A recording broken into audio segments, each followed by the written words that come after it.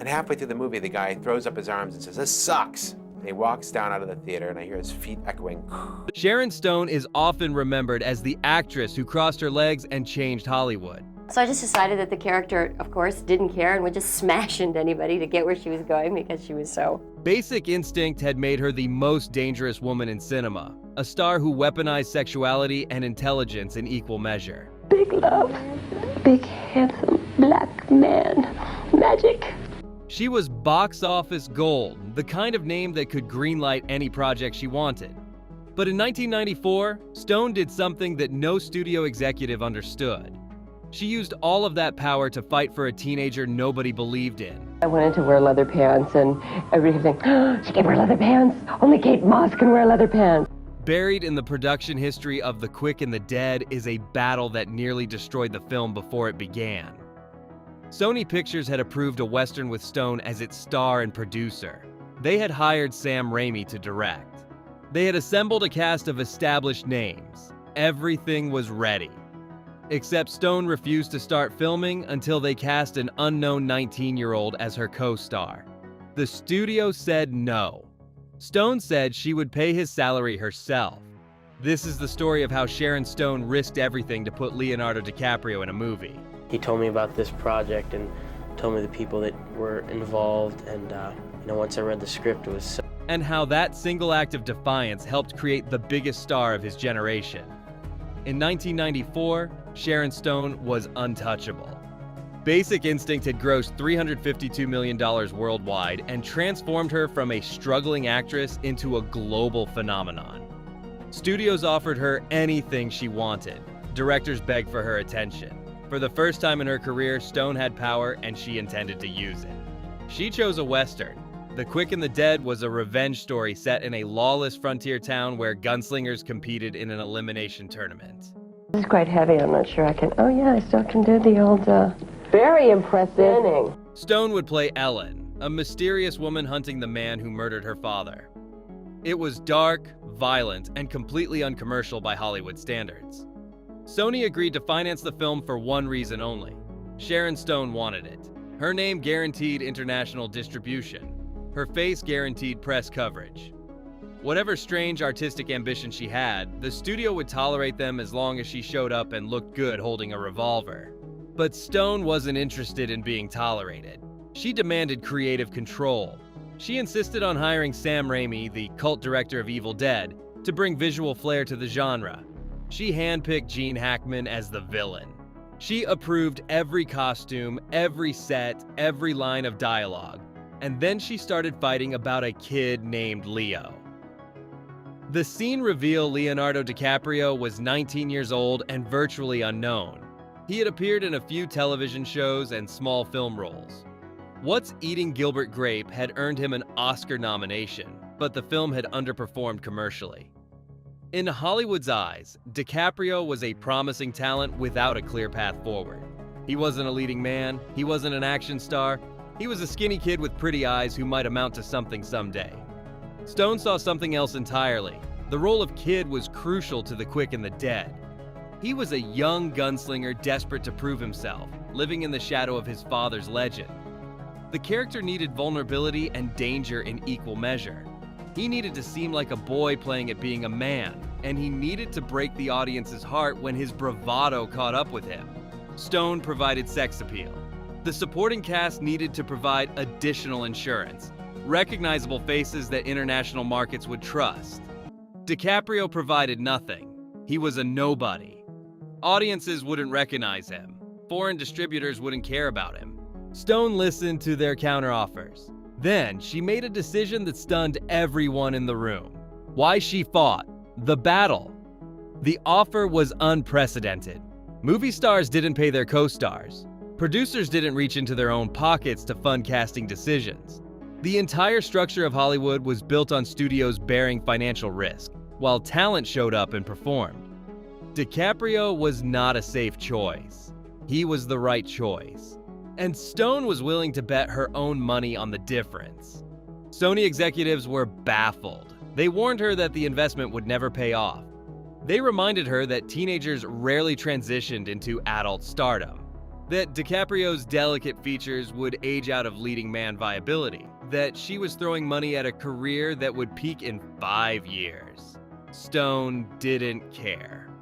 She had watched DiCaprio read with her. She had seen what he could do with a scene. She knew something the executives didn't or wouldn't admit. This kid was going to be the biggest movie star in the world, and if she had to spend her own money to prove it, she would.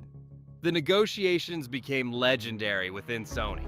Stone refused to budge. The studio refused to pay. Days passed with the production in limbo. Sets built, but unused, crew members waiting for a resolution that might never come. Finally, Stone wrote the check. DiCaprio was cast, production began, but Stone wasn't finished fighting. She had also noticed another unknown performer during the casting process. An Australian actor with a quiet intensity that reminded her of the classic Western stars. His name was Russell Crowe. He had done mostly television work in his home country. American audiences had never heard of him. Sony rejected him too. Stone wrote another check. The Quick and the Dead would star Sharon Stone alongside 2 unknown performers she had personally financed, gambling her own earnings on talent the industry couldn't see. It was either the most generous act of mentorship in Hollywood history or the most expensive mistake of her career. The answer would take time to reveal itself. What the casting changed, DiCaprio's performance transformed The Quick and the Dead from genre exercise into something more affecting. Kid wasn't supposed to be the emotional center of the film. Ellen's revenge arc was meant to drive the narrative. Hackman's villainy was meant to provide the dramatic weight. Kid was a supporting player, color in the background of a larger canvas. But DiCaprio made it impossible to look away. His scenes crackled with a desperate energy that elevated every actor around him. The bravado he brought to Kid's early appearances made his vulnerability in the later scenes devastating. When the tournament turned against him, audiences who had come to watch Stone's revenge story found themselves mourning a character they hadn't expected to care about. This was the gift Stone had recognized in that first audition. DiCaprio didn't just perform emotions, he transmitted them. The camera loved him in a way that transcended technique, capturing something raw and immediate that made audiences feel like they were watching real pain, real fear, real humanity. Crowe contributed differently, but equally. His court, a reformed gunslinger forced back into violence, provided the moral complexity the film needed. Where DiCaprio burned, Crowe smoldered. The contrast between them gave the film a texture it would never have achieved with safer casting. Stone had seen what the studio couldn't. She understood that star power wasn't about recognition, it was about magnetism. DiCaprio and Crowe had magnetism that no amount of marketing could manufacture.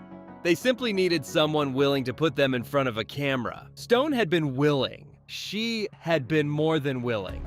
She had opened her checkbook and dared the universe to prove her wrong. The universe had other plans, legacy and broader impact. Sharon Stone's fight established a principle that Hollywood still struggles to learn. The studio system is designed to minimize risk. Executives make decisions based on data, testing, and precedent. Unknown performers represent unquantifiable variables, and unquantifiable variables threaten quarterly earnings. The safest choice is always the familiar choice, the actor whose name already means something to audiences who buy tickets based on recognition. Stone proved that safety is sometimes the greatest risk of all. By insisting on DiCaprio and Crowe, she demonstrated that talent evaluation couldn't be reduced to spreadsheets. Some performers possess qualities that transcend their current fame, and recognizing those qualities requires instinct, not analysis. The same executives who rejected DiCaprio would have rejected a young Marlon Brando, a young Robert De Niro, a young anyone who didn't fit neatly into existing categories. The legacy extends beyond individual careers. Stone's willingness to spend her own money established a model that other star producers would eventually follow. When an actor believes in a project or performer strongly enough to risk personal finances, that conviction carries weight that arguments cannot. Stone didn't just advocate for DiCaprio, she put her livelihood behind her advocacy. This matters because Hollywood responds to money more than words. Studios that ignored Stone's artistic arguments couldn't ignore her checkbook. The investment forced them to reconsider their assumptions, to acknowledge that perhaps the actress understood something about screen presence that their focus groups had missed. The Quick and the Dead failed commercially while succeeding prophetically. It proved that box office returns are not the only measure of a film's importance.